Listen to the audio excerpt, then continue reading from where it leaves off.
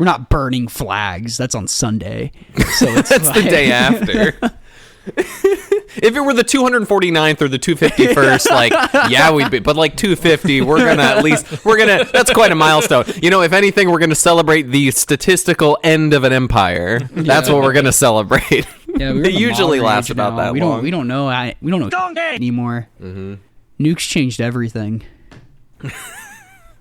I love that crap. I mean, not like really. Nukes? Well, like how wars change post-nuclear. Well, if you made it this far, thank you so much for that. Austin, do you have any plugs you want?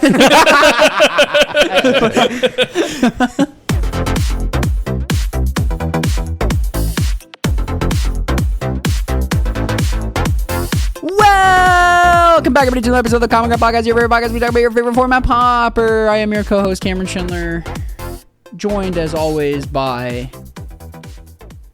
Croissant. Yeah, Croissant's snooping around, but the Thomas... I didn't have a nickname for you. Gun. Classic. Yeah. How are you doing? I'm all right. I'm okay. Yeah. Not much to report. That's just good. kind of on the grind to close up loose ends and start getting the house ready to move and yeah, I'm sure. Yeah. Just got everything set up, man. I mean, set up and torn down and set up and torn down and set up and torn down and thrown in storage and left away and come back and set up and torn down and all thrown right, if in you move storage. back, I'm not helping you move in again. I'm kidding. I would do it an 8th time if you asked. Oh, thanks, buddy. Also, you had to have shown up last time to do it. I think I did miss one of 4 times. You did. You missed Sorry. moving into Yeah, you did miss moving us into this place. I But that's did miss okay. one of the times. My bad. Every other one, almost every other one, you've been here. You've been there. Also joined by James, not replaced by our robot Hieronymus. Some people were wondering if we replaced you with a robot, and it wasn't you actually sitting down recording live with us. Whoa. Who are these people you're talking about? People who talk to me in my head. Might want to go get that checked out there, homie. All right, how are you doing? I'm good. Yeah. Thanks for the vans. You're welcome. They were free, so I'll pay it forward. They're like trashy in a cool way. They are trashy. I've been in a trashy in a cool way mood. Like that's why I have the what is this? The Pabst Blue Ribbon. PBR cut off or whatever. PBR is kind of a vibe. Like Yeah, there's exactly. there's a moment in like no, it is, but like it's you go to some dive bar and they're like $2 PBRs and you're like cool, great. Oh my! Awesome. Well, I can't even have gluten. They don't have gluten-free PBRs. Oh no, of course not.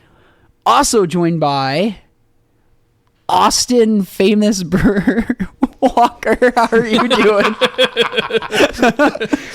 Famous Pauper brewer. Famous Pauper brewer. Yeah, I'm good. Living the dream. And we haven't had you back on. We haven't had you on in forever. What? Acre Drift. Wow, That's been a minute. yeah, that has been a. Yeah, I was thinking about that earlier because we talked about Grimbobble. Oh, Yeah. we did, yeah, because we were like predicted it because we were saying like, what if there was a artifact? They just said stab. Yeah, we just had stab an artifact that we could pick up with green white blade. That'd be super sick. But Green white blade. That sounds fascinating. yeah, that does sound bad, doesn't in. it? I'm in. What does green? We just give need a you? blade. I guess it's ancestral blade. Less good. Oh, guacamole pizza. We're picking that up. Oh, there you go. We're playing that. It's easy. We're super aggro with the Glenhawks. But Hey, 4 damage in the air is 4 damage in the air. hey, they're playing worse cards. Just gets eaten by writhing crystals still. Yeah, they're playing worse cards like Foot Ninja. So you know. Hey, that gets through writhing crystal. The first writhing The crystal. first writhing crystal. I refuse. But today we brought you back on because we thought it'd be pretty fun to talk about the combat step. There's a whole slew of things that go with that. There's a lot of priority passing around. You would think it would be fun to talk about it. Yeah, maybe this won't be a fun episode, so strap in. I started talking about it a little bit on the way to work, and Cameron started yelling at me. He didn't like what I had to yell say. at you. I know I said something was stupid. I did say that because there are some weird shortcuts in there. We'll definitely get into that. But do we have any housekeeping first? Only housekeeping that I want to get into is to shout out Game Night, our sponsor of the pod. You can check out GameNightTN.com. They are the premier game store for the Middle Tennessee area down in Columbia, and they're a wonderful sponsor of the pod. They'll be hosting the Common Ground Cup, the 4th Common Ground Cup on July 25th. I Can't wait. Yeah, Austin, are you our head judge yet again? I will be the head judge for the 4th time. I think No, the third time. because you Third. played. You played the first one. I did play the first one, didn't I? You top eight the first one. Yeah, you were quote going to take it down. You exoed the Swiss the first one. Yes, You I did did. exo the Swiss. Mm-hmm. Yes. And I had to play all 6 rounds of the Swiss. That's crazy. Yeah. Yeah, that's awesome. There was no opportunity for me to ever draw. That's really crazy. Yeah. Yeah, That was a pretty good cool. run. It was. We'll have to get you playing one again. But yeah, Austin will be back to head judge the tournament. It's going to be great. Going to be running smoothly. And it's going to be a lot of fun. Yeah. So sign up if you haven't yet. It's just a couple weeks after Pauper Genesis. And Cameron and I, as well as I a cannot handful wait. of our friends, will be there.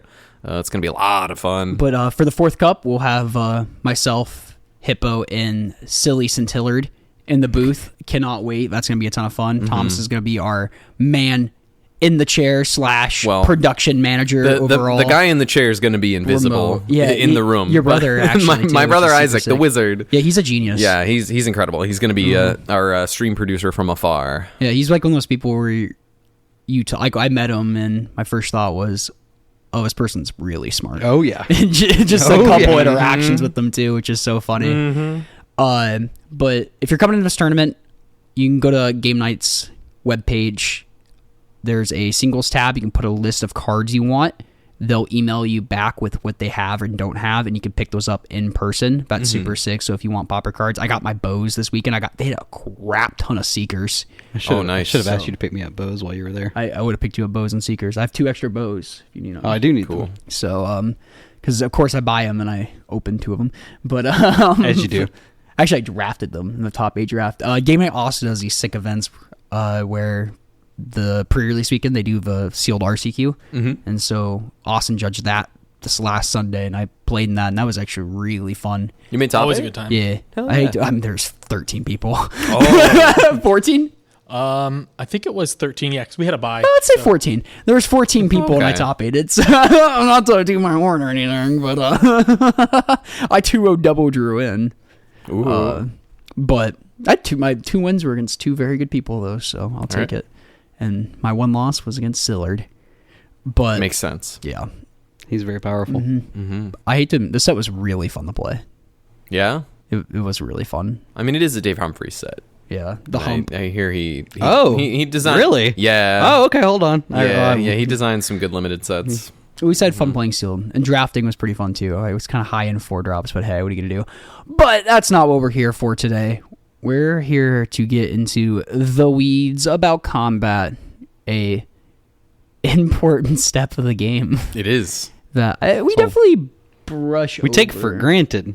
Yeah, I think it's pretty chill to shortcut a lot of things, especially when it's turn 1. You're just like, what's the Goblin Tomb Raider? Like, you're on the play, you just go tap Great Furnace, Goblin Tomb Raider into play, taps and attacking. Like, that's okay. Obviously, there's not a whole lot of steps to go there, just because both players know what's going on. But once like the board starts to get gummed up and both players have interaction, it's smart to start to break things down. And to be honest, I don't think a lot of people know exactly every opportunity they have for priority in the exact steps. So, Austin, I'm going to let you take it away from there. All right. Well, in combat, we have 5 kind of main parts of combat that I think we'll get into a little bit more specifically for each. But we have beginning of combat. We have the damage, or sorry, nope, not damage yet. That was fast. Yeah, we got to damage fast. No blocking. We got declare attackers, declare blockers, then damage, and then we have the post damage but still in combat. End of combat. End of combat. Yeah. Yeah, that's what that's called. Yeah. So as with every other phase of the turn, for each of those, the active player is going to have priority. If they decide that they want to pass priority, then they can do so, and then the defending player will have priority after that. The non-active player will have priority after that, and then if both players pass priority in succession, then we move to the next step. So, if you say beginning of combat, you're playing against me, Austin. Yep. And you say beginning of combat, and I say before combat, I want to lightning bolt something with a beginning of combat trigger. where are you at now in your turn? So the implication, if there is something that I have that triggers at the beginning of combat, and I say move to combat, and you say I'm going to lightning bolt your thing that has the trigger, then the implication is that you are acting in my first main phase. Okay. So then I will have priority again, in which I am able to cast anything at sorcery speed. Meaning we're still in main phase 1 at that Because point. we're still in main phase 1, exactly. Now, if I don't have anything that has a beginning of combat trigger or anything that's relevant with the beginning of combat, and I say move to combat, and you say I'd like to lightning bolt your thing, then the implication there is that you are acting in the beginning of combat step. And there's actually a tournament shortcut that is in the MTR that I have pulled up right now. So I guess real quick, I'll read it. So for any certain reason, if I wanted to stop you before you got an opportunity to declare attackers, I should take special onus saying before combat I want to lightning bolt that, if you're saying move to combat there. Yeah, so let me read this and then we'll kind of talk about what that means. Cool. So, if the active player, that's me, passes priority with an empty stack during their first main phase. To me. To you. The non-active player, that's you, is assumed to be acting in beginning of combat unless they are affecting whether a beginning of combat ability triggers, which is what we were just talking about. So if I have something that says at the beginning of combat, do a thing, and I try to go through combat, if you act, then you are, the assumption there is that you are trying to stop me from getting the beginning of combat trigger. After that, it says, then after those actions resolve or no actions took place, the active player receives priority at the beginning of combat. Beginning of combat triggered abilities, even ones that target, may be announced at this time. So it's a little weird. I don't love it. But what that means is that, again, going back to this example where I'm playing against Cameron, I am the active player. I say, move to combat. I am passing priority in my first main phase. If Cameron decides that he would like to take an action and doesn't specify where we're at, he is assumed to be acting in the beginning of combat step. If he decides to not do anything, then priority comes back to me, but then I am acting in the beginning of my combat step. This is different than how it used to be. So a long time ago, it was assumed if I say move to combat, the assumption is that I am passing priority through my beginning of combat step and I am trying to move directly to declare attackers, which is no longer the case. Yeah. It's kind of backwards. We were talking about this in the van today, where you almost get the person declaring attackers almost get an opportunity to get another round of priority in a really weird way to see if you can bait out a trick, which is so like what Magic tries to avoid. Yeah. But that is how the ruling is like worded out, but it never comes up that way in practice though. Right. And that might just because I've being crystal clear I try to be doing. I remember this coming up mostly around when vehicles were introduced in Kaladesh, because there was some confusion coming up, and even at the Pro Tour level on coverage that they were trying to clean up some spots with judge calls. I know the exact cards that were involved in this. It was Old Fast Engineer and Heart of Kirin. Yeah, so like there was another one too that we'll talk about, and the ability, because you can, if you crew your vehicle in the beginning of combat step and it doesn't have summoning sickness, then it has the ability to be one of your attackers to declare attackers. But because of what Austin was saying of how the shortcut used to be implied that if you say combat, and judges, a handful of judges at the time until they kind of figured out how to rework this, would defend what was going on at the table of like, oh yes, you said go to combat. Other person says yes. Okay, well we're gonna assume we're in declare attackers, which is which is really like weird to me in terms of just like I'm someone who's always been very exact of like if I have something to Cameron's point of the example of I want to like use my removal spell on your thing on your creature before it gets its beginning of combat trigger, I am usually very, very clear of announcing when I have priority at the end of your first main phase or before we go to your beginning of combat step. Like I've always been pretty good about verbalizing that sort of stuff, but that's not intuitive to newer players or players who aren't used to like timing things at certain points. And definitely being clear is good, and being clear even when you don't have interactions nice too. Yes, because it starts to, you can, maybe it's just that I'm psychopathic and like in my head about it. But when I tell you, Austin, like I want to pause before you declare attackers or something, I'm like, oh man, now like I'm giving away I have something, you know. But what's he doing? Croissant Tawantalis. With that chord. Yes. Good boy. It's giving away that I have something. So when I'm playing people, I kind of just like to throw in a let me know when you're going to combat. And then just like having nothing to do. I'm like, yeah, you're fine. You can declare attackers or whatever. Just like to keep that in their head of like, oh, he might have something. So when I actually do have something, it's not as obvious too. Sure. I don't know if that's weird and just me being in my own head there.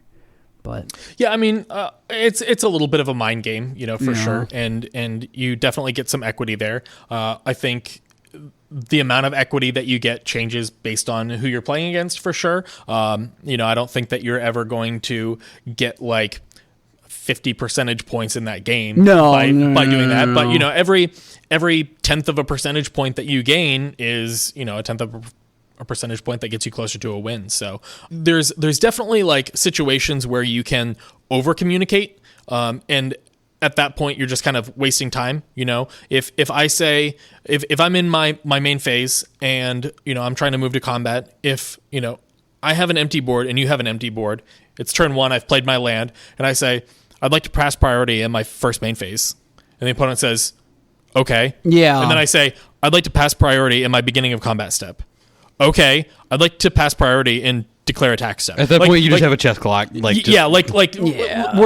not doing this. You know, we're not playing this game. Agreed. So you know, I do think that like there are points where you can over communicate, but I think that the more that you can make things clear where things could be ambiguous, obviously the better. And I really don't think that players in general are trying to the players who are, you know, concerned about communicating are typically not the ones that you have to worry about.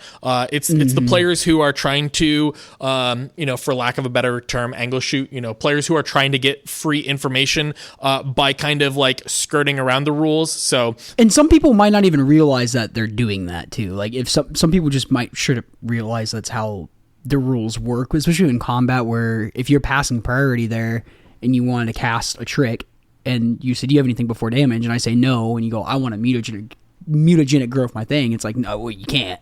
Right. You know, you already passed to me.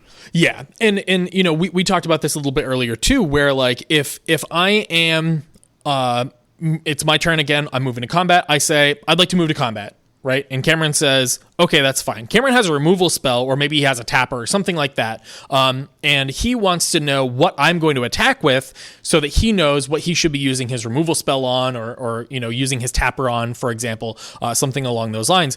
And I say, so I say, I'd like to move to combat. And Cameron says, sure. And I say, okay, attack with these 4 creatures. And Cameron says, oh, wait, I had like things that I wanted to do in your beginning of combat step. You were passing priority to go to beginning of combat. I want to tap down your thing. Then like if a judge comes over and assesses this situation, they're probably going to say, no, you missed your window. Yeah. So you know, if you want to take those actions, you need to make sure that you are being very clear about where we're at in the turn. Because if you don't, then you might just end up missing your window. So moving to combat assumes you're moving to declare attackers. Moving to combat assumes that you are moving to declare attackers as far as the defending player is concerned. Okay. Yeah.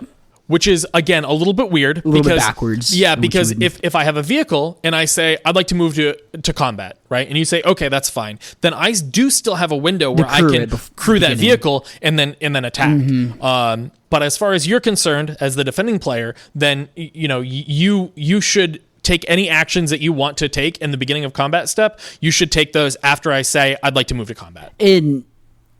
As in the scenarios, the defending player at the tapper, and as Austin just said, he says, I want to move to combat. I'll say, okay, at the beginning of combat, tap that down. Mm-hmm. Right. Is what or something I say often is this word for word came up in Brute when I was playing Sunday because I had a tapper, and he said, move to combat. I said, we are in the beginning of combat, is what I said to him. And he said, I want you to declare attacks. I said, I want to tap that down. And so like when you're clear like that, it's pretty hard to miss. Yeah. Or if you're the defending player, you can just say, do you have anything in beginning of combat step? Yeah. You know, that's another way of saying all that, and then that puts the onus on your opponent to be like, well, yes, I do want to do this thing, or no, I don't want to do this thing, because they have priority. The active player has priority first. Correct. And that's another line I like to throw out too, is if I do have a trick or not a trick, I like saying you have, like, that comes up in the before damage step a lot, is me saying you have priority. Yeah. And Like, blockers, that comes up a ton. Like, you have priority. Do you? Yeah. Cat on the bridge. Another situation that came up in a Pro Tour a long time ago, that is kind of similar to what happened with the whole vehicle situation, was the Hazaret. I hate this. I don't know if Actually, that if you wasn't guys- even that far. That was actually later. That was a little bit later. Was it later? Yeah, that was later. Amonkhet was after. Yeah, Amonkhet was Amonkhet was after. was after Kaladesh. Yes, because it was 2017. Kaladesh 2016. Yeah.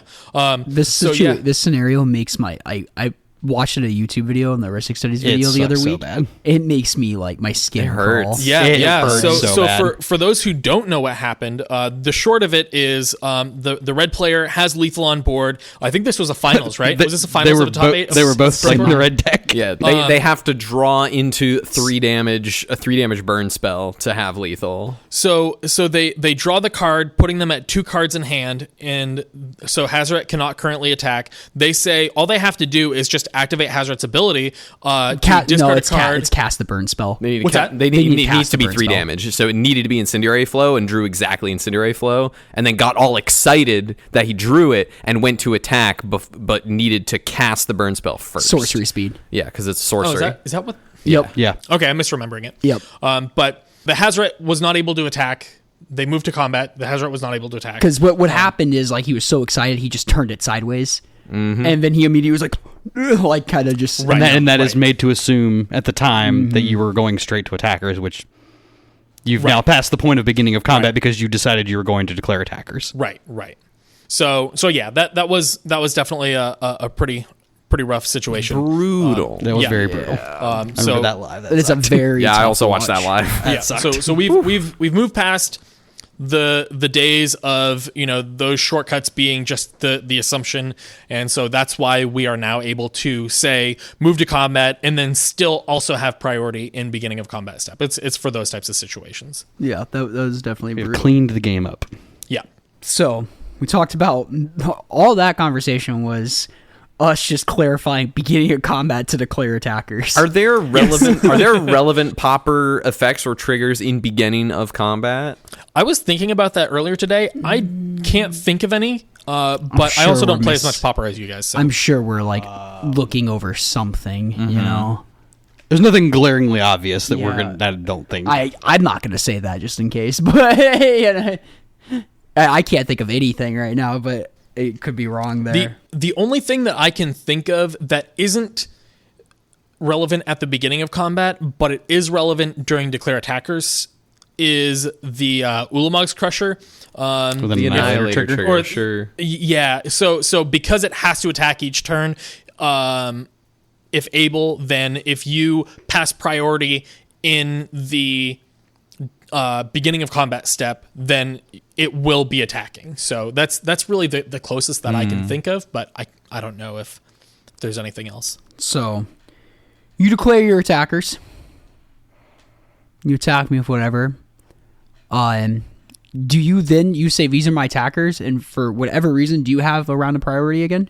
Yeah, so And that's something we skip all the time. yeah, so if if we have passed priority in the beginning of combat step, the first thing that happens during declare attackers is I choose which of my creatures are going to be attacking. And so once I declare those creatures that are going to be attacking, nobody has priority before that happens in the declare attackers step. Once I declare those as attackers, they are locked in. These are the attackers. Then I have priority. It's not often that I'm going to find something that I want to do in declare attackers, but that might be the case. And then after I declare my attackers, then the defending player will have, after I declare my attackers and pass priority, defending player also will have priority, in which they can do whatever they want to do, play, any removal spells, flash in a blocker. Flashing in a blocker might be your last window before you get a chance to Yep. to Like react. your So- Brine Barrow Intruder. Yeah, notably, in order to block with a creature, it has, especially a flash creature, it has to be in play before you go to declare blockers. Yep, correct. You can't put it in the blocking step. Exactly. Because that's happened after the actual blocking has And we happened, don't really as we get say there. like in the declare attacker step. Right. I We would say before blocks. exactly that comes up a lot. yeah. Like before blocks, I would like to flash and Brian Barber give this. Can I move to blocks? And then Austin has, since I played a spell, Austin now has another round of priority to say maybe lightning bolts the Brian Barber intruder before I can block with it or something. Right. So I am playing Blade, and I'm playing against Cameron, and Good I luck. have and Cameron has a Writhing Chrysalis, which is not good for me. But good news though. Good news. I have a cast down in my hand, so I'm all set, right? So I move to combat. Cameron agrees that we're in combat. I declare attacks. I attack with my core Skyfisher, and I look at Cameron. If I'm looking at Cameron, and I am kind of signaling to my opponent, like I say, these are my attacks, and I don't say anything else, the assumption here is that I am passing priority in my declare attack step. And if Cameron does not have anything that he would like to do, then we are moving to blocks. Nothing else is going to happen before that. I've missed my window to cast down. So if you have something in the declare attackers step that you would like to do before we move to blocks, you need to make it abundantly clear after you have declared your attacks, because you are the first person to have priority as the attacker before we move to blocks. So if I say attack with my core Skyfisher, and then I need to then immediately say, I would like to cast down your Writhing Chrysalis. Otherwise, my Skyfisher is going to get eaten. Yeah. Miss me with the stare at me with a dumb blank expression crap. I hate when people do that. It's like, tell me your passing priority. Or like, otherwise I'm staring back. That's the new thing. It's going to be the Platinum Angel story all over again. It's just like, they're Well, I mean, stuck if in that. they're staring at you, then, maybe you can take an opportunity to I'm just staring beat back. their priority. Yeah, it's true. It may be. But no, like and there's occasionally, I think there are times I think where maybe not in Pauper, definitely come up in Cube, where I attack, something triggers, and I want to respond to that trigger. Maybe it's something to do to the top of my library, like an inti trigger, and I want to manipulate the top of my library. Sure. So that comes up more in other formats or Cube or whatever, but probably occasionally in Pauper too. There are some attack triggers that do happen, like Annihilator. Like Annihilator. Yeah, but again, you could always just do whatever you want before as well. Yeah. So I do like you clarifying there for whatever reason. If you as the attacker, if you want to do something after you attack before they block, the onus is on you immediately to be doing that. Yeah. Yeah. Agreed. As defending player, after you declare your attacks, like we mentioned before, we can do our before blocks. I want to flash and whatever, or I can say, I can block, or I can just say no blocks, and then that's me passing priority back to Austin in the before damage step. That is passing priority in the blocker step. In the blocker step, which puts us in. Oh God! And before damage hasn't happened yet. Yeah, so we are before that's what damage. I'm saying, before damage. Yeah, I guess the step isn't called before damage step. Right. It That's is called the declare blocker It's step. like we don't call it the Or the blocker step. Yeah, it's like we always say before blockers, not in the Right. declare. As we're in the declare attacker step, I would like to flash in this. It's like we make our own words up in the combat, which is kind of funny. We say before blocks and before damage because it is a lot more clear. Yeah, it works. Again, I'm normally of the like when I priority in blocks, I'm usually just kind of letting that roll off the tongue just to be abundantly clear. I agree on that. Yeah, I think I am very good about when I am playing a deck that, like when I played Mice in Standard, and I didn't want to be, I wanted to be reactive with my Monstrous Rage. I would declare my attacks, they would make their blocks, and I'd just be like, you have priority. Yep. And then, like, I'm just like, you have it there. And that's, I think that was more what I was talking about when I said earlier, where it could be awkward with the combat tricks where you don't want to like, give away the information. Or because if I'm on the other side of that Mice attack, and they just like attack and they do that thing where they stare at you, like, ooh, are they gonna bolt something? Then maybe, like, if they just do that thing where they stare at you, that's a good time to be like, are you passing priority? And if they say yes, then they miss their like Monstrous Rage opportunity if you don't do anything. I think it's important to note that as players who play competitively, sometimes we think it is my responsibility to be very clear with my opponent about where I'm at in my turn. But what is less clear is that it is also my responsibility to make my opponent be clear about where they're at in their turn as well. Yeah, agree. Because the people who are trying to gain an advantage where they shouldn't be gaining an advantage by getting that free information, they're going to be using ambiguity as a weapon. And we want to be preventing that from happening, right? Yes. And so I can say things like, I would like to move to my beginning of combat step, right? And my opponent might say, declare attacks, right? Which is fine, but if I as the defending player who might have, some type of interaction, or I want to look for some window, or I think my opponent is just trying to fish for some information, when my opponent says declare attacks, I can say things like, I'm passing priority. Where are we at in combat? Are we in beginning of combat step? Are we in declare attackers? Make sure. Are we in damage step? Yeah. Are we in damage? Yeah. Are we done? Is the stack clear? Is the stack clear? Yeah. But yeah, like don't be afraid to be the type of player who clarifies with your opponent about where you're at. And again, there is such a thing as incredibly important when you're playing against fairies. Yes, absolutely. Yeah. And we'll talk a lot about that we too. will. I assume we'll get into that after there's one last question I had before we get into that too. Yeah.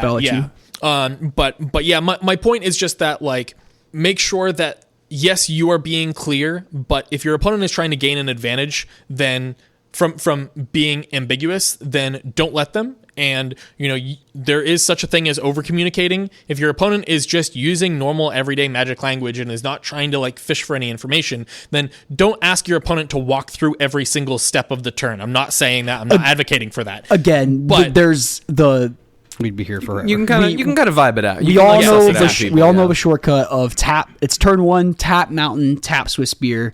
Your life total is already at 19. Yeah. We all understand. Yeah. Yep. This is Pauper. You're not doing anything. Yeah. You don't have any mana. There's nothing that you can do. And Swiss spear's banned. Yeah, I forgot about that. You want to foil this? Yeah. Sure. And if you did want to foil it, we could rewind it being tapped and attacking. That's my fault for putting it in the play tapped attacking. But God, it's so satisfying to put creatures in the play tapped attacking. Yes, it is. Especially on turn 1. Yeah. But yeah, just make sure that you are being clear and also forcing your opponent to be clear. And Thomas, there's probably a million situations where we're playing Boomerkey or whatever, and it's like you play like a swamp and go, and I play tap mountain, tap Goblin Guide trigger, or like tap Swift Spear, and you can just be like, whoa, before you attack, I want to, or Fatal Push or whatever. Sure. I'm like, okay, yeah. Well, I mean, I would let the Goblin Guide attack me. Well, that's why I switched it. Yeah. Yeah. Yes. Yeah, also, everything that we're saying right now, if you are drinking beers with your homies and cubing on a Saturday night, don't worry about this stuff. Oh, yeah, 100%. For the love of God, please don't worry about these things. Yes. And yes. What we're talking about now is in tournament situations. Yeah, right, exactly. Yeah. You don't need to look, when you look at your homie, you're both stoned out of your minds, and you're just like, where are we in combat, bro? I don't even know, man. I don't even sound like that when I'm high. Jeez, what was that? You don't do that. What? And I want to I want to point out too, Austin, we were talking about like people using ambiguity. Holy This language. ambiguity. Ambiguity. Ambiguity. Ambiguity. Ambiguity. Ambiguity. I don't know. Cool whip. I don't know what part of my brain is broken cool. that I can't Cool. say that say word. whip. No, say cool whip. Cool whip. I don't know what. Whip. I genuinely can't say that word. Cool whip. I can say ambiguous. Ambiguous. Ambiguous. Oh my god, dude! I swear. You're stroking out, dude. Dude, I swear to God, I'm not trying. So when people, I know you're not trying to do it, but it's really funny. So Cameron can say words that don't exist. Words that do exist, he has trouble they with. know. So when someone's trying to be unclear on purpose, and like doing that, I'm With their ambiguous language. with their ambiguous. Oh my god! I don't know why I can't say that word. It's okay. And but the most time I see that come up in that scenario I said, where my opponent attacks me and I think they have a combat trick and they attack and they kind of just like look at me like waiting to see if I do something first. That comes up most of the time, I've seen at least in pre-release, against pretty casual opponents who don't quite understand that there. So like take that as like a like learning moment for them too. If you go if it's pre-release and you go, I try to shock your thing, and they're like, and they have the combat trick or whatever, or say they swing, they look at you and you like go, like, are you passing priority? Like, yeah. And you're like, okay, damage. Like, I want to do this, but like, actually, like, you missed your opportunity there. I'll let it like happen this one time, but like future information, like blah, blah, blah, blah, blah. That's like a good like teaching moment there. Yeah. Definitely like during events like pre-release and sometimes F&M, like we want to be fostering like a good community. We want to be growing the game. So Thursday like, night at Middle Tennessee. Yeah, like your weekly Pauper League is like the time for teaching. Not until I play Cameron Schindler. Not hardcore cutthroat. Spike mode. Yeah. If it's somebody that you don't know or haven't seen, like think about how your interaction with that player will make them feel and whether or not they're going to want to come back. Exactly. Right? But if it's like the same dude who's taking it way too, like somebody being scummy, obviously you know the difference between someone being scummy and someone not knowing the rules interaction. So like, also like it's a good teaching moment in a way too. There's always nice ways for teaching moments. You don't got to do the actually you can't do that. Actually, some games you do want to be on the draw. If you're playing Manaless Dredge in Legacy, you want sometimes you do want to play 41 cards in your draft deck. I only play 41 cards. I basically only play 41 cards at this point. On Arena, I have been so broken into just keeping 41 card decks. It's okay to be wrong. On Arena, they have the hand. They have the hand. Oh yeah, you're right. Cube Weekend, one of my deck was 48 cards because I was like, screw it. I just don't want to think about this. I had a Boomer Cube lock deck where my card was, I think my deck was like 47 or 40, like 49 cards because it just didn't matter. Oh, you wanted to deck your opponent. I was trying to deck my opponent. I was trying to lock the game out with like ensnaring bridge, upheavals, and stuff, and I was just trying to deck my opponent. Was that the same deck where we fought over the Ambassador Loquatus for like 3 turns? Oh, I heard that story. Yeah. No, that was Boomer. This was Boomer Cube. That was Silent Generation. That was Silent. That was sick though. That was so. That was silly. Such a sick game. So real quick before we get into, I think we could talk about fairies and ninjas in specific. Probably the most relevant part of this. Definitely. Yeah. It's specifically in the context of the blocking step. So before we get into that, me as in the non-active player, so in the blocking position, what is every point in your combat that I have priority real quick? Can you go through that one last time? Just as a one quick you know what I mean? I think it's 5 points, right? I don't know. Well, unless you count declaring your blockers as priority, but no, it is 5+, I guess technically. Yeah, it is sometimes 5, sometimes 6. Okay. Because double strike or first strike? First strike. You're such a good cat. So first strike creates another round of priority as well, because that creates like a second like damage step sort of, so to speak. And then of course it's hard to say, because if I cast a spell in my declare attack step, then you have priority, and then if you want to cast a spell, then I have priority, and if I want to cast a spell, then you have priority again. So we can minimum. Yeah. What's the so minimum time? Yeah. Minimum of 5 times, and that's beginning of combat. Each step. So that's beginning of combat, declare attackers, declare blockers, combat damage, and then end of combat. Okay, cool. And so declare blockers, blah, blah, blah. And that's when we say like before blocks, before damage is kind of like what we say in between, instead of saying in blockers, in attackers, we say. Right. Okay, cool. Mm-hmm. Interesting. Thank you. I just wanted to clarify that too, because we kind of went through it and then we talked a lot in between there. Yep. So are there any relevant cards? Oh wait, yeah, you finish your thought. Oh, I was gonna move on. Are there any relevant cards? Yeah, are there like any relevant cards that like really care about before damage? Pauper, like it doesn't come up that much. Does it? Or specific, like tons of cards that matter. Yeah, like what? There's like not like a whole deck that cares about it. That'd be fucking like weird. Lightning bolt and cast down. I was trying to bridge in the ninjas. Strands. Oh. Yeah, right. I play a deck peace. I play a deck that only cares about that stuff. Yeah, so I've declared my attacks. I have passed priority to Cameron. Cameron has passed priority back to me. We are now in declare blocker's step. Woo! And so the first thing, again, that happens is Cameron now gets to decide which creatures he would like to block with. And so nothing else is going to happen before that in the declare blocker's step. So once that action has been completed, then we are in the declare blockers step. Anything that has been blocked is considered blocked. Anything that has not been blocked is unblocked.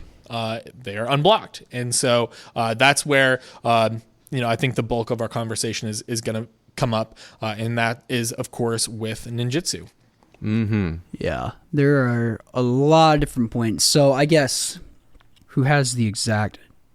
I could put it up. The exact wording of it. Hippo, do you want to put that up? Also, sneak too. Sneak happens here now as well. Yeah, with Leonardo and your counter. favorite, the Foot Ninja. All right. I will read you the text that came on the original Ninja of the Deep Hours. All right. It says, ninjutsu, for whatever the cost may be, cost, return an unblocked attacker you control to hand, then the colon, Mm-hmm. Put this creature into play from your hand, tapped and attacking. Yeah. Yeah.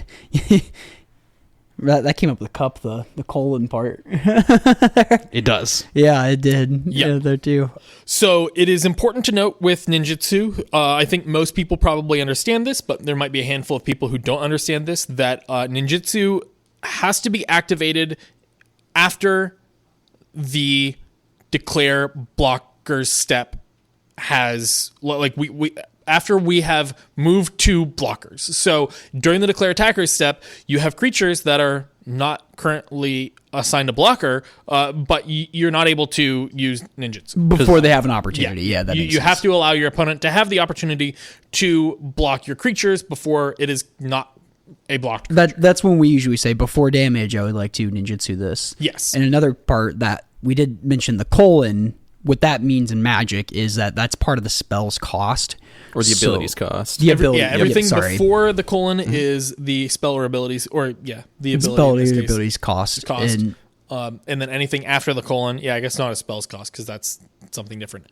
But anything before is the abilities cost. Anything after is the abilities effect. That is what goes on the stack. so as cost, you are picking up this creature. So if they pick up their spell stutter sprite, you in then return cannot say, I want to cast down your spell stutter. So like that's gone. That cost was paid for. Correct. That is a lost opportunity. If you wanted to cast down that spell stutter sprite in specific, it needed to be before blockers. Correct. You have to say, before I declare my blockers, I would like to cast down your spell stutter sprite. And then Austin, wait, Martin, you were playing your Glintblade, now you're playing Fae, dude. You're going crazy. Playing Esper Fae, or Esper Yeah, Esper Glintblade. Glintblade Fae. Me wanting to cast on that before blocks. Austin can't ninjutsu it because we haven't declared blockers yet. Right. So ninjutsu, we'll talk a little bit about that. We'll talk a little bit about how it is different from sneak because those two things are very, very different. They are very different. And what the implications are for that. So with ninjutsu, we have an activated ability. This is not a spell. You cannot counter me using the Ninja of the Deep Hours ability to try to put it into play. If you have a counter spell, then you can try to cast that counter spell. It's not going to work. If you have a spell stutter sprite, you can certainly cast that spell stutter sprite, and it's not going to do anything. So I would argue that if the only thing on the stack is the ninjutsu ability, that you cannot cast counterspell because there's no spell that's what I'm saying. target. Right. You can try to cast it. It's not going to. But you can't. Right, you can try, but you can't. So you can reveal to your opponent that you have a counter spell. Sure. And you can try to put it on the stack. It's not gonna No. get put on the stack. However, my point is that if you have a spell stutter sprite, then that's something different. You cast that in that scenario and you're locked in. And that's not gonna do anything for you at all. Would you like me to read sneak to differentiate between the two? Yeah, let's go ahead and hear that right now. All right, so sneak, pay the cost of whatever the color is or color requirements are. You may cast this spell for whatever the cost if you also return an unblocked attacker you control to hand during the declare blocker step. This creature enters tapped and attacking. Look how much more clarifying that is, too. Yeah. Less ambiguous language. Hey, you can counterspell that one. You can counterspell that one. So counterspell that that. is a Casting. spell that is being cast. That is not an ability that's being put on the stack. That is actually a spell, so you can counterspell that. That's fine. The mana value, notably, is going to be that number in the top right hand corner For both of the spells, so, too. For sneak and for yeah, I see what you're so saying. if me and Cameron are playing and I have a what's the draw to? It's the single blue mana to draw of one to. mind. No, That's an the uncommon. the sneak spell. Let's say the I don't know anything else. Oh, the black one, the 2 and a black 3/1.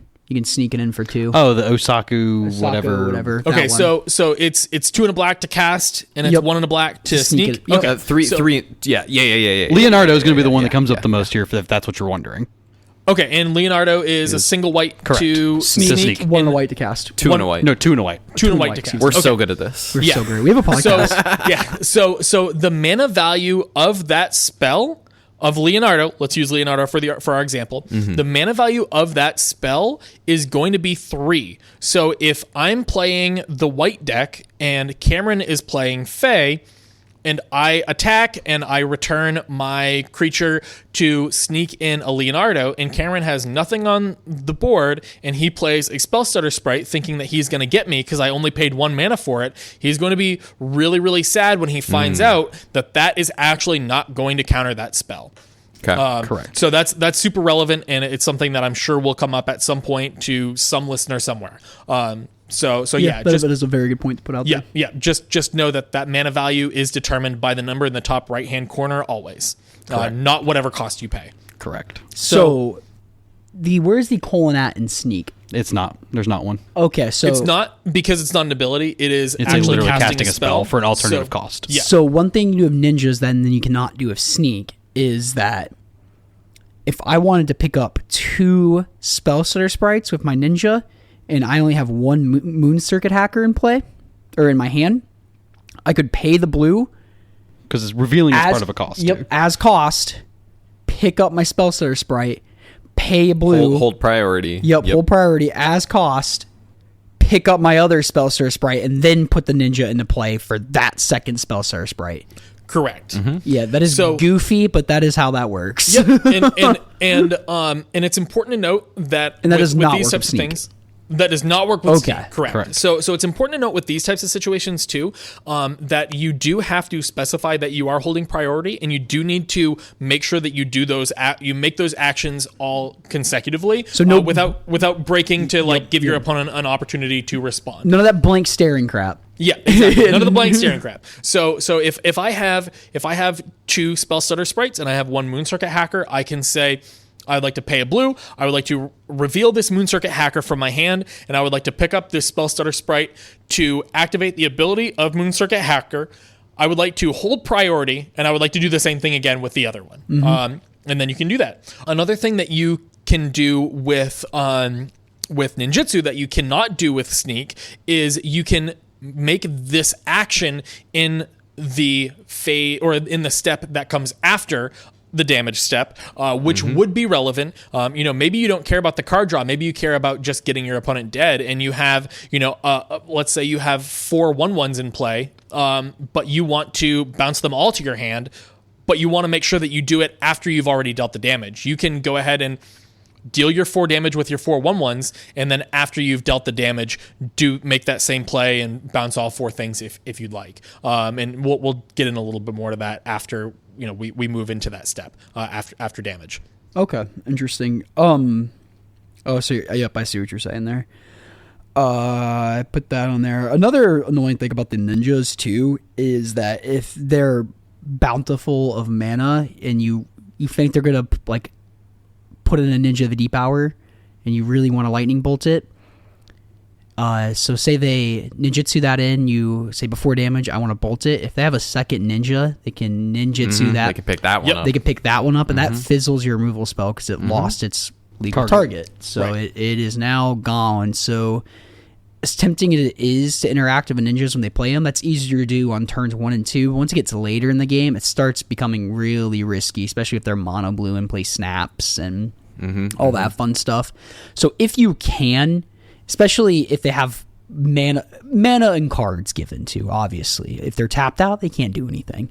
But mana and cards given if you can, interacting with them before you declare blocks as well. Because if you do it before damage and you try to cast a spell, they can ninja pick up that spell stutter sprite and then counter what you're doing. That always feels terrible.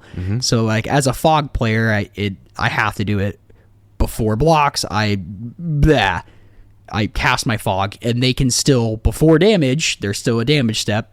The fog doesn't get rid of that step. They can still pick up their spell stutter sprites, hit me with the ninjas. They don't do combat damage, but then they pick up the spell stutter sprites, and that's why that matchup sucks. And by that same token, there are times when, as the blue player, you don't want a ninjutsu in the creature, because if your opponent has a removal spell and they're waiting for you to try to, play your ninja out so that they can, remove it. If you've got 3 Fairy Seers and none of them are relevant enough to bolt, but, you do have a ninja in your hand, but you only have the 1 ninja, then sometimes it's correct to just let your opponent hold on to that removal spell until it rots in their hand. Just take the 3. Kyle, we're giving away all your secrets. Yeah. Who knew this was another fairies episode in disguise? Yeah, right. To be fair, we haven't had many of those. Yeah, just whenever Skur is on. So yeah, that's the bulk of the ninjas. It's important to note when you are activating that ninjutsu ability that and the defending player has interaction that they want to use. Make sure that you are very clear about where you're at. Has this ability resolved? Is this creature in play? Is it not in play? Because if I have a Moon Circuit hacker and I have 3 Fairy Seers again, and I say, all right, I'm going to pick up my Fairy Seer and I'm gonna activate the ability of this Moon Circuit hacker, and my opponent says, in response, I'm going to bolt the other Fairy Seer or something like that. If they haven't been clear about where we're at, then, I could say, okay, well, in response, you said in response. So in response now, I still have this Moon Circuit hacker in my hand. I'm going to do the same thing. I'm going to bounce this other Fairy Seer, So it's important to be very clear about where we're at as far as that goes. That's probably a pretty corner case scenario, but... I try to assume if I'm playing Fae that my opponent's going to be trying to interact before blockers. That's something I say quite a bit. Like, I'm going to do this, and they go to do something. I'm like, where are we at? I just say, is this before blockers are declared or something? Obviously, that gives them the opportunity and kind of tells them what I'm doing, but... Yeah, I just assume my opponent's an idiot and they don't know what they're doing. Yeah, they can figure it out. Yeah, they can figure it out where... what deck I'm playing by that, but it is generally, I think, a good heuristic to interact with the Fairies player in the declare attack step for the most part. Yeah. Unless you can engineer a situation where you think you'll have a favorable exchange in baiting out the ninjutsu. Maybe if you can deal with that and you can interact with their interaction back up. Maybe it's their turn 2. It's like you went Mountain Go and then they turn 2 ninja and you're like, ninja okay, powers I'll torch the tower or bolt it or whatever. Exactly. And that makes sense. Obviously, again, cards and mana available. So sometimes they just have 3 1/1s in play, and you can't really interact with them profitably because you don't want to waste a premium removal spell on their 1/1 that isn't really doing anything. So sometimes you just can't interact with them until after they've played their ninja, and that's one of the strengths of Fairies. Obviously. I think that's part of the fun of playing. It's like, all right, to do nothing. You know other deck is like that a lot? Infect. Yeah. Except it's the complete opposite. It's the literal complete opposite. You don't want to interact with them in their combat at all. Well, that's what you can kind of say the same thing with Fairies, though, where it's like, you don't want to... certain spots in the combat, you can't interact with the Fairies, but it's like, you don't want to be doing stuff before damage, like similar to Infect. Correct. Yeah. That's true. Yeah. You just I don't want to interact with Infect in combat. Basically, it does almost going to lose that every single time. It can play that game of chicken like Faye can. There is kind of what I mean. I got by to that. do that. It is very fun to do that. Cool. And so it's like not just a Faye thing that comes up in like Infect, because obviously it plays a ton of combat tricks, and we talked a little bit about that. Like sometimes your opponent just gives a blank stare. Say you're playing Infect, again, another thing to reiterate I like to do. Swing on my 1/1 and they don't block, and I just go, you have damage. And then if they don't have anything, if they say I pass, and I take the 1, I can't then say what's a pump spell they play? Mutagenic growth for what's the big one that just like gives there's the typal one. Well, there's 2 that give Well, goofy one. Embiggen is the one you're talking What's about. the goofy one? Embiggen is the one you're Embiggen, talking about. Yeah. It's +4 on the Well, Phyrexian. it's +4 specifically on Glistener Elf. On Glistener Elf. Yeah. But yeah, y'all get the point. And then you get to a point where it's like you have multiple bomb spells in your hand. And you're okay firing off one. Then they try to bolt it. And maybe you have like 2 more to try to protect it. It's a fun game. Yeah. That part of Magic I think is so much fun. No, that's why Implant Infect is a blast. I should take that for a spin sometime. I Let me think just hand it to you real quick. Yeah, I know. I think the other like major aspect of the format that deals with the combat steps is the initiative and also the Monarch to an extent. But it's much when those triggers happen. Because they're worded as when you deal combat damage to your opponent who either has the initiative or is the Monarch, then you become the Monarch or you get the initiative and you go to the next phase in the dungeon. That all happens in the damage step after. So the very first thing, I guess we kind of either haven't gotten there or are about to, or kind of skipped around a little bit. But in damage step, correct me if I'm wrong, Austin, but it's damage happens. Just boom, damage happens across the board. If there's first strike / double strike, that happens first, and then priority, and then we move to regular damage. But that happens, and then if there are combat damage triggers, those go on the stack after damage has been dealt. Yeah, even before that, actually, there's something I want to get to, because this is a newer thing that has come up, is how actual assigning damage is done. Oh yeah. I did write that down. We will get to that. I do want to just reiterate one more time. We did mention this earlier, but I want to just make it abundantly clear for anybody listening, because we went through it pretty fast. So the difference again between ninjutsu and sneak, with activating it multiple times with ninjutsu, you cannot do that with sneak, because with ninjutsu, the card is still in your hand when you are activating the ability. When the ability goes on the stack, the creature itself doesn't go on the stack, right? The creature remains in your hand and the ability is placed onto the stack.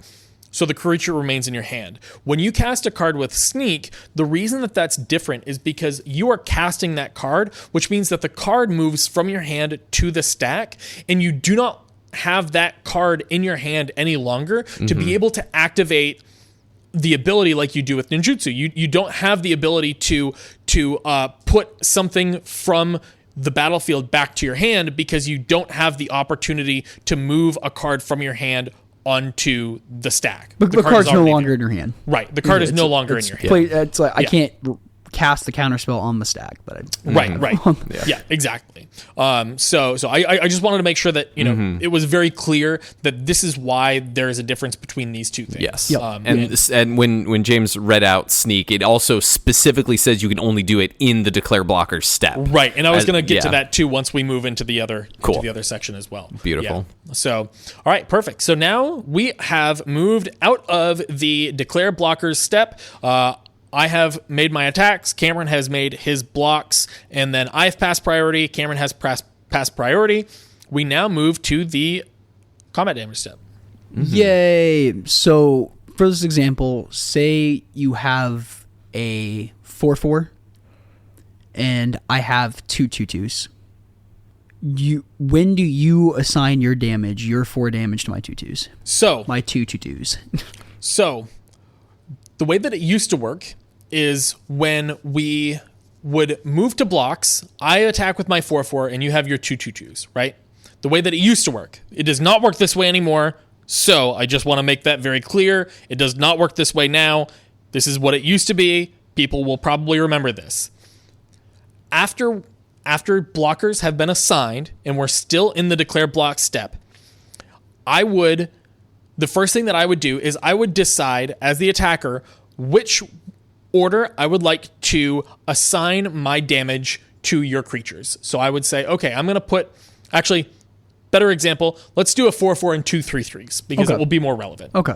So I say I would like to put this 3/3 first, creature A, because creature A is the better creature, and I want to make sure that dies.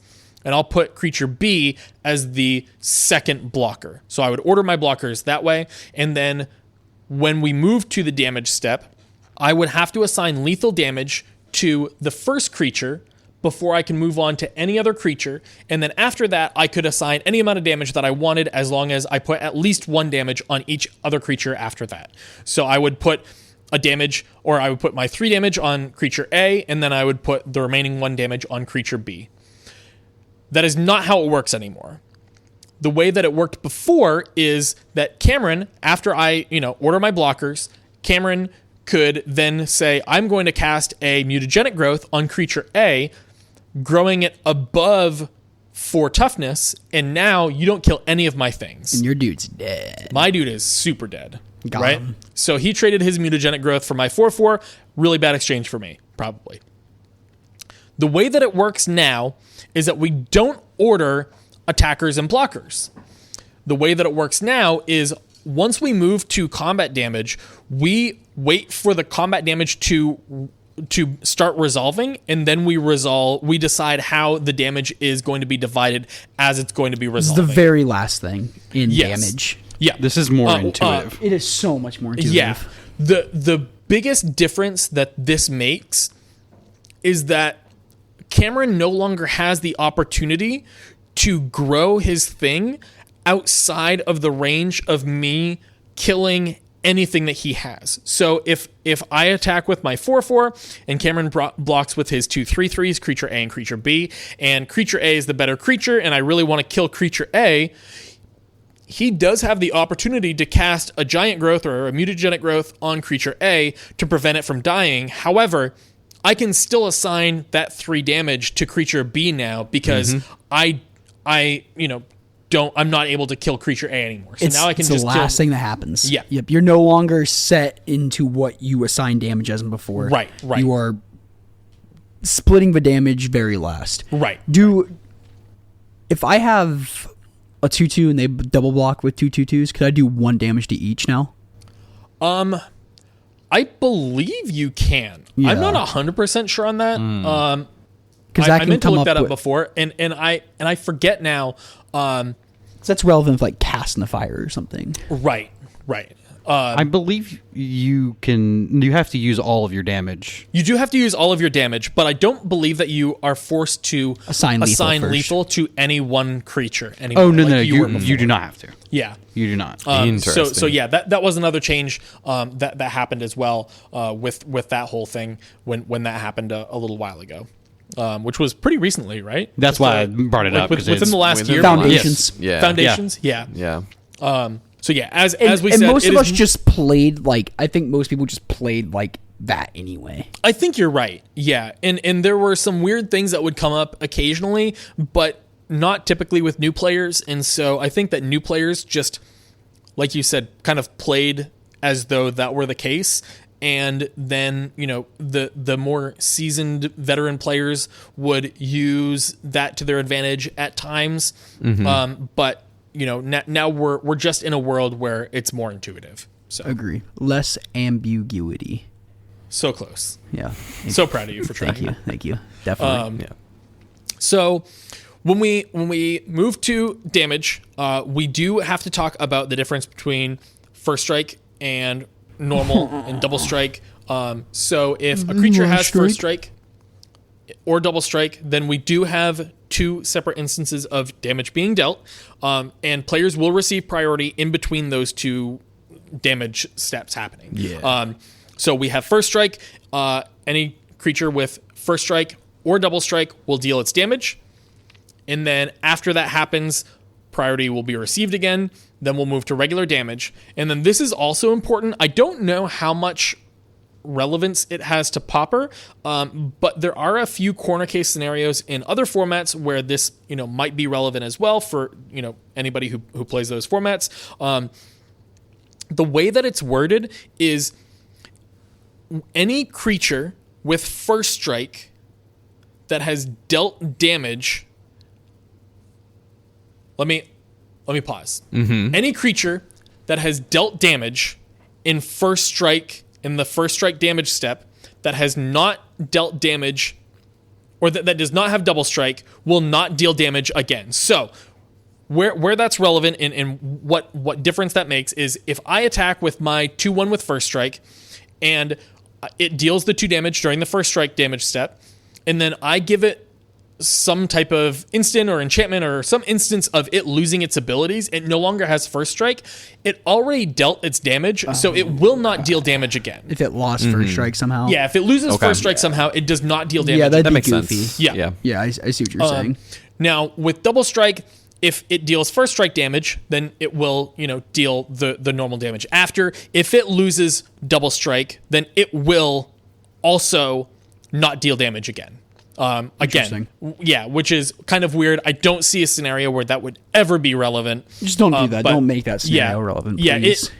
if you have the opportunity to make this creature not deal damage, then just make it not deal damage. Yeah, that's interesting. I didn't realize So that. yeah, and then the opposite is true as well. If you have two creatures that have one has first strike and the other does not have first strike. If you deal first strike damage with one creature, with creature A, and then creature B, after first strike damage is dealt, if I give creature B first strike after that point, then it will still deal its damage in the regular damage step. It hasn't missed its window to deal its first strike damage. Right.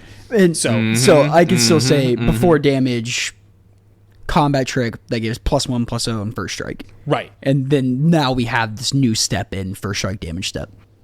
Well, my point is if we have a creature with first strike and a creature without, Yeah. and first strike damage has already been dealt, You can't go back and make a first strike damage step in again. you can't give the second creature first strike and then after that first strike damage has already been dealt and then negate its damage being dealt. Got you. Yeah. Okay. So it will, if you give it first strike, it will still deal its damage during the regular damage step. Yep, I see what you're saying. Does this make sense to everybody? Mostly. This is not relevant in any way here. I'll tell No, you not that. really. I mean- I did watch Travis win a really long game against Omnath Control one time where in the middle of This is not relevant to Pauper. I know, because of Forge Anew, he was able to move Caldra's the Caldra complete between two Inkmoth Nexuses to swing for lethal in one turn. That's Which pretty is a first strike damage and then moved it over and went to regular damage. I mean, there are cards in Pauper that give first strike to a creature, right? 0. No, I'm kidding. Yeah, I'm Yeah, sure. there are. Then there are also technically, yes. just creatures with first strike, but there's none of them. Right. They're all they're combat tricks that no one is actually. Actually, no. No, that's not true. Never mind. Yeah. So my There's main a double point strike here, trick, but usually you Yeah. lose the game if that's being Correct. cast. Yeah, my main point is that you can't give a creature first strike after first strike damage has already been dealt to make it not deal combat damage. You can't use it aggressively or defensively as a fall. Yeah, Right. We get you I've there. never heard of anybody even trying that. Well, that's because they can't. So Well, I've never heard of anybody even trying. So No, I get what you're saying there. First strike has got to be my favorite mechanic in Magic. Because it plays, if you're the only one with the first striker, it plays as if damage uses the stack still, which we won't get into. What the hell that means if you don't know what that means. But it almost plays just you get damage on the stack. My guy has first strike and you block with your 4/4 and against my 2/1 first striker, I'd be like, okay, deal the 2 damage before regular damage, shock it. It's dead. my favorite way that this comes up in my time playing Magic is with the card Thalia, Guardian of Thraben, and Umezawa's Jitte. Yeah, as I say, equipment is another thing that's very relevant with first strike. But well, specifically if it has a deal combat to creature. Yeah, exactly. Yeah, Yeah. Or the Jitte being swords. Yep. the biggest one of these. Yep. But yeah, no. Yep, same thing. Thalia does its damage first. You get the counters on Jitte, and then And then you get to do a thing before actual regular give the damage. 4/4 that it dealt 2 damage to -2/2, and kill it. Stuff like that is so sick. Oh, So maybe potentially something to port it over to Pauper. Say you give your opponent has the initiative, you're able to take it back with first strike, and you've timed it so you go into that second room of the dungeon where you put 2 +1/+1 counters on your creature, and then maybe you grow one of your other creatures that'd be so out of sick. range from being killed with a block. That's kind of There are tricky. first strikers that are relevant in the format. Reckless Lackey is the one that off the top of my head. Yeah. Specifically because this Inventor's Axe deck has become on the rise up Yep. a little bit. Yep. So It's that's really good in pretty that deck. relevant there. Yeah, There you go. that's a sick one. Dude, I don't know why I can't think of any other creatures with first strike. There's That's the one I can think of that's does relevant. White Weenie play anything with first strike? Nope. You should be honest. The red deck's the only one that does. Yeah, That's it. Fascinating. I'm gonna have to comb through cards that have first strike and go through them, figure it out. But I got nothing. all right. So, But then, first strike damage has been dealt. Both players receive priority. Regular damage has been dealt, and then both players receive priority again. Again, it's important to note that if nothing has first strike or double strike, then you don't have that extra damage step. So you don't just get an extra instance of players receiving priority. You only have that happen if it would be relevant for that combat. So creatures have dealt damage. Both players receive priority. And triggers happen if there triggers are happen. combat damage dealt triggers, like getting the monarch or the initiative. Yep. Yeah. And then again, you also have windows in this step to activate your ninjutsu abilities if you would like to. So something that's happened, I don't know that it would ever happen in Pauper, but something that's happened before is if I have a creature with first strike and I deal combat damage during the first strike damage step, then I can ninjutsu in another creature and pull that back out to have that ninjutsu creature deal its regular combat damage as well, and that is something that will work. That's pretty sick. Yeah, I have had that come up in limited before, not in Pauper, but in limited. Yeah. Again, also important to note that you cannot activate or you cannot cast your spells with sneak during this step Because it specifically declares that it is in blockers. Correct. Yep. After that, we move to the final step of combat, which is the end of combat step. And a lot of times players just pass through this. It's very rarely relevant, but it is relevant sometimes, where players will have, again, the ability to activate their ninjutsu abilities if they want. Players who like defending players who want to, get rid of a creature after it's dealt damage. So, for example, if I, as the defending player, am playing against Infect and my opponent swings with their 1/1, I don't want to give them an opportunity to cast, all of their stuff outside of my bolt range. So I don't want to bolt the 1/1 because I want to play more reactively, but I also don't want them to have that creature during their second main phase for whatever reason. Then I can act during this step before we go to the second main phase. And then I guess a clarifying question. I'm pretty sure this is how this works, but any removal spells that say like white has a number of spells that's like deal 4 damage to an attacking or blocking creature. Now those being declared as an attacker or blocker. Yeah, it's still considered attacking or blocking all the way through from attackers, blockers through end of combat. But then once we get into the main phase, those signifiers are gone. Correct? Yep. It Okay. is no longer attacking or blocking during the main phase. Everything before then, it is whatever it was assigned. Because those 5 steps are all the combat phase for all Correct. intents and purposes. Correct. Yeah. Okay. I think my favorite use of the end of combat step in my time playing Magic is Knight of the Reliquary and Mazavith. Oh, that's kind of interesting. Untap it. Untap the knight in the end of combat, so you can use the knight. Oh. Super cool. So desert is one that comes up in Pauper. Desert is one. Actually, you are correct. Yeah. Oh, yeah, because Desert can only be activated at end of combat, right? Yeah. Desert, and it occasionally comes with ninjutsu stuff too. So Sure. That's the only reason you start playing that card is when fairies is like live. That's the only reason you basically play that card. And then they can start picking up their fairies too if they're against your desert. That's funny. Oh, So yeah. And what happens after that? Then we go to the main phase. Oh my god, the game's over. Yeah, that's it. That's it. The pod's over after that. No. Dude, I was looking. I was in like the top 100 most played commons, and none of them had first strike. I think Reckless Lackey is like the most played first striker. What? You know what the only thing I could think of? Boggle.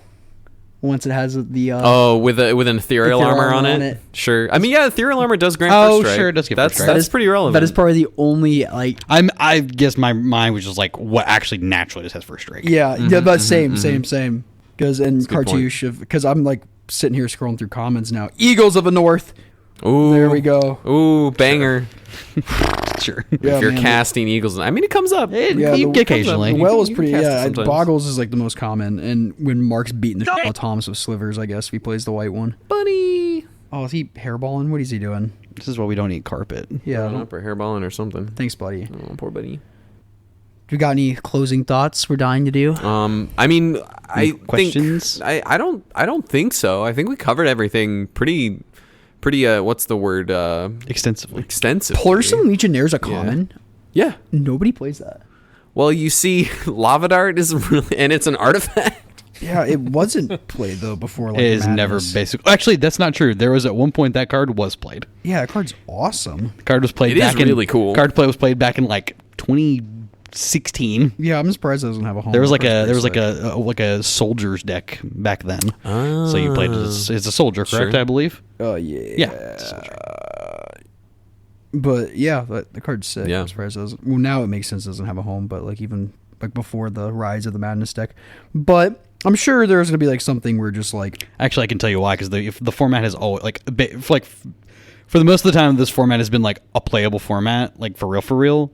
Electrickeries existed, and that card just gets eaten by electrickery. yeah, that's fair. There's a lot of deal ones in the format. Yeah, it has been forever. So Paying 2 life and 2 mana, it's like, that's a cost. it's a real not. This cost. is not a super huge, like, not a ton like focused on combat tricks a lot in this format necessarily. So Only 6 green commons ever have first strike. Wow. Just like mono green commons. That's crazy. Interesting. And oh wait, no, that's not even true. One of them is one of the Mirage cycle that grants first strike to something. So yeah, that's crazy. But I'm sure yell at us in the comments or in Discord what we missed. I'm sure there would be Yeah. face palming later if like it's still glaring, obviously. actually, Yeah, I'm actually us. It's cool. Really good resource if anybody is wanting to learn more about how combat works, like, a little bit more in depth and, get the actual like letter of the law. There is an episode of JudgeCast that talks all about combat. So if you type in JudgeCast combat in whatever podcast platform you listen to, then you'll get a couple options and you'll be able to figure out, what exactly is happening during combat. I can link that in the show notes too. Yeah. Cool. Well, Very cool. Yeah. thank you, Austin. Thank you, Anything Austin. you want to shout out to? People can find you. Anything you do a podcast? Yeah, I do Yeah, a you do. podcast. I do a You do. podcast. So it is Pillow Talk MTG. I recommend searching the MTG if you're looking for it. Yeah, you Don't- might want to include that. Don't just type Pillow Talk. You will not get us. You will get something very different. Do a search for Pillow Talk MTG. It is the official podcast of Team Pillow Fort. And we talk a lot about competitive formats, mostly whatever the RCQ format is. We're right Which in the middle member of your team is playing their first Pro Tour every Yep, other yep. week? Yep. Like, yeah. We've definitely had a lot of that, which has been really great. We're right in the middle of a segment that we're doing a little mini series, I guess, about all of the macro archetypes. So we're talking about aggro, control, mid range, combo, and tempo. So those have been really fun to do, and just taking a deep dive. No, into those. no love for ramp. No Oof. love for ramp. No love for ramp. It's like Thinks about it. Wait a minute. it's like Wait. it's like mid range aggro, right? Combo. Mid-range. That's like mid-range Mid-range aggro control. combo? I think it's Control? mid-range aggro. Tempo. Okay, we all said Mid-range something. control like that. combo. No, I don't know. Combo control. Combo control. That's what fog is. No, I'm kidding. I'm not giving that Yeah, example. ramp. So Ramp, actually, yeah. but before we end, one of the things that we do on Pillow Talk that I think is really great, and I would love to, if you guys are down for it, is we do it's closing Ooh. time. We do our Pillow Talk at the end of the episode. So it's closing time. You've got to take a deck home in Pauper. We need to hear what deck each of you is going to be taking home in Pauper. Like tournament tomorrow. Tournament tomorrow. Cool. Tournament tomorrow. Yeah, we'll start with Cameron. Mono red madness. Yeah, Deck's pretty messed up. yeah. What do you like about it? It kills your opponent very quick. It's extremely proactive. It kind Very of plays consistent. very consistent. Kind of plays like a combo deck. You untap the gutter snipe, you kill them. Sometimes you don't need the gutter snipe. Sometimes you just put a crap load of snackers in play. It's an aggro deck where you can hang out till turn whatever. Hippo played a game when he was playing frickin' Storm Altertron, Weather Storm Altertron. And I And- gained like 200 life in the game, and I was still almost dead. Yeah, like that deck can do some damage. It's sick. It is very cool. I would say fog, but people are going to be all about this bonus crap, and so I don't want to be bad into the new hotness and be also bad into the most popular deck, Mono Red Madness, because that matchup is horrible for fog. So I guess if you can't beat them, join them. That deck seems pretty messed There up. you go. Thomas, I know your answer probably. It's between two things. It depends on the context of the tournament. Gotta take one. The question is one. All right, I gotta pick one. All right, then I'm gonna go with this Jeskai deck. I'm still absolutely loving it. Still trying around a bunch of different numbers, but overall, I think it's in a good spot, and I think I'm really enjoying it, which is really important for me. It's important for me to feel like I'm having fun, like Magic's a game. I put a lot of my energy into it. I want to have a good time when I play, and not that I've always let that dictate what I choose for competitive events. Like there was an RC like last year before where Austin and I both just brought Breach because it was the best deck. So I'm like, I'm gonna play the best deck. So like I've done that in the past too.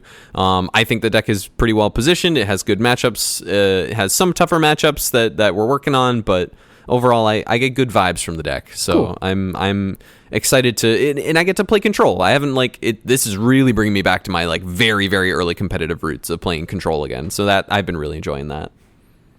Yeah, but everyone's heard that for a while. Yeah, we've I can't shut up about this. Yeah, we've talked about our Baltimore experience like every episode of like what we're thinking about for Baltimore. It's big. What about you, James? If I'm going to a tournament tomorrow, like a big tournament tomorrow that like good prizes on the line, lots of money on the line, I'm playing Grixis, I think. Yeah. It's just like, it fits what I like to do in the format a lot, which is like the aggressively slanted mid-range deck. Mm-hmm. I love the aggressively slanted mid-range decks. Yeah, that deck can beat you down, though. That deck, there's a version I actually saw in a challenge this past weekend that is awesome.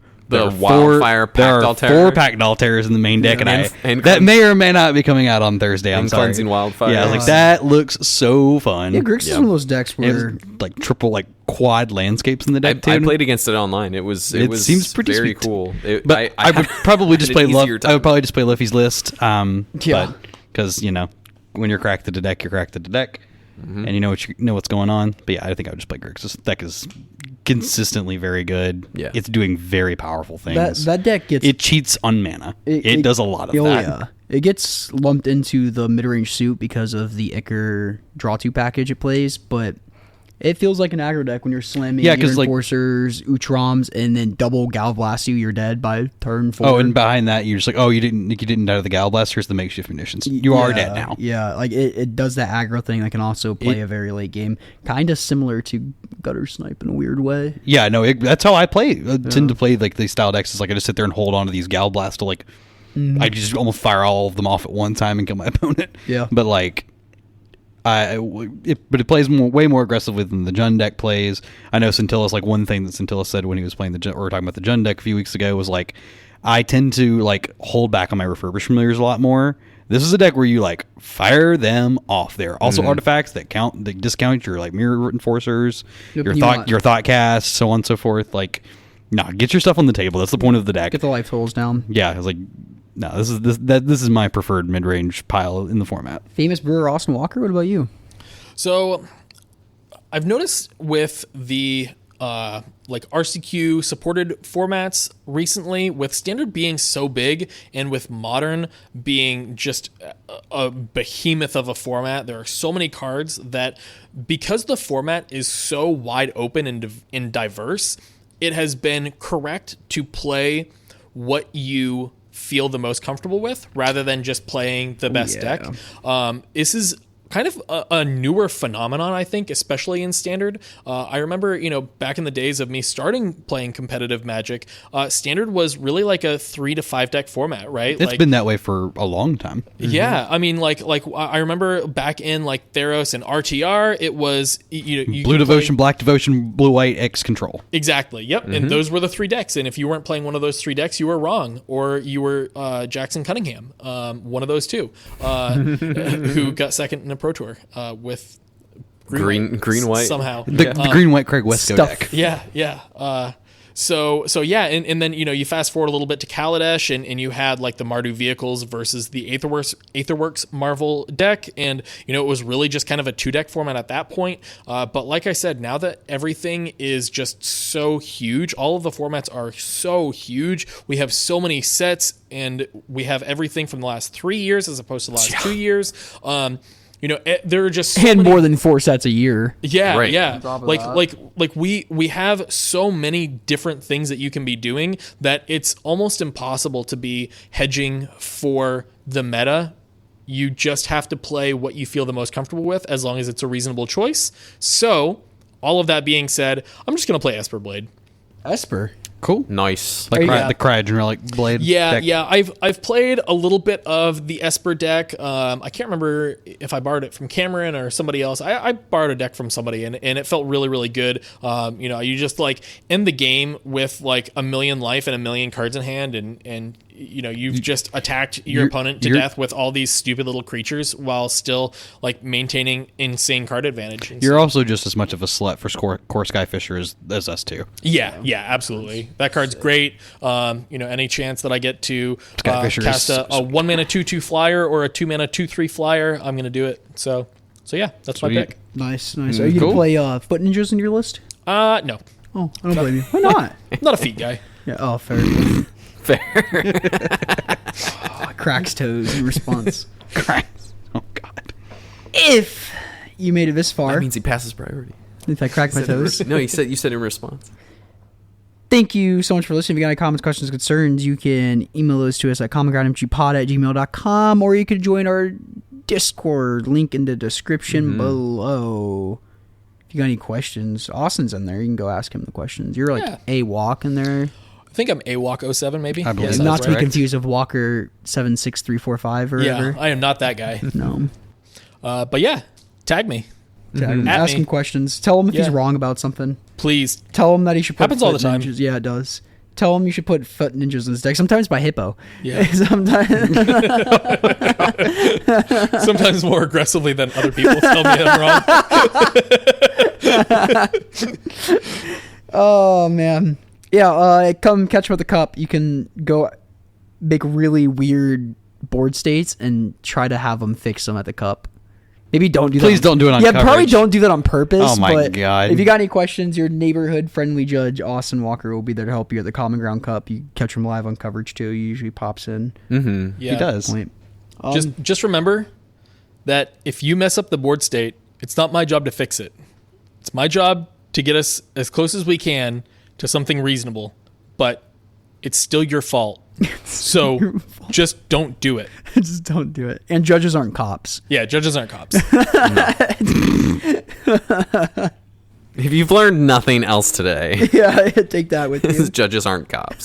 Crap was hilarious. I love Twitter. They are not circles of protection. I agree. Yeah, circle protection. Austin has a Circle stack of of circle protections. I do have a stack of circles. Circle of protection game state. Game state. It's just a Circle picture of- protection.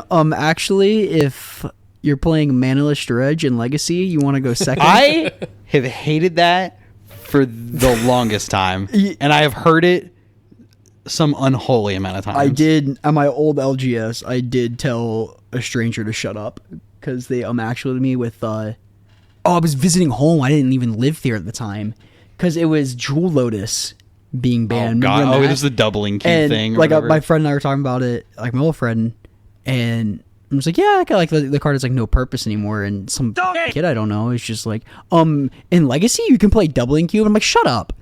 No one's doing that. I'm like, stop. Are you happy? Go away. Are you even happy? Are you ever happy? There's a streamer I Because I knew said that exactly to where his you're going chat with the that. I other was day. like, oh, it has a purpose. No, it No, doesn't. on the doubling cube. Nobody does that. That does not happen. It does not have a home in Legacy. Come join our Discord and tell me about how you're playing Jewel Lotus in Legacy and I'm wrong. And I'll have Austin Venmo you $1. All right. Nice. If you made it this far, thanks for so much listening. Comments, questions. I already said Yeah, that. you did. Yeah. Cool. I think we can just greetings. go. Yeah, we're done. Yeah. Get out of here, Raph. Goodbye. Bye. Thanks for listening, fam.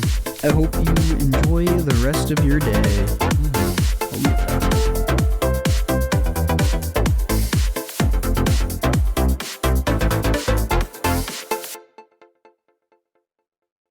Oh, you played the first one.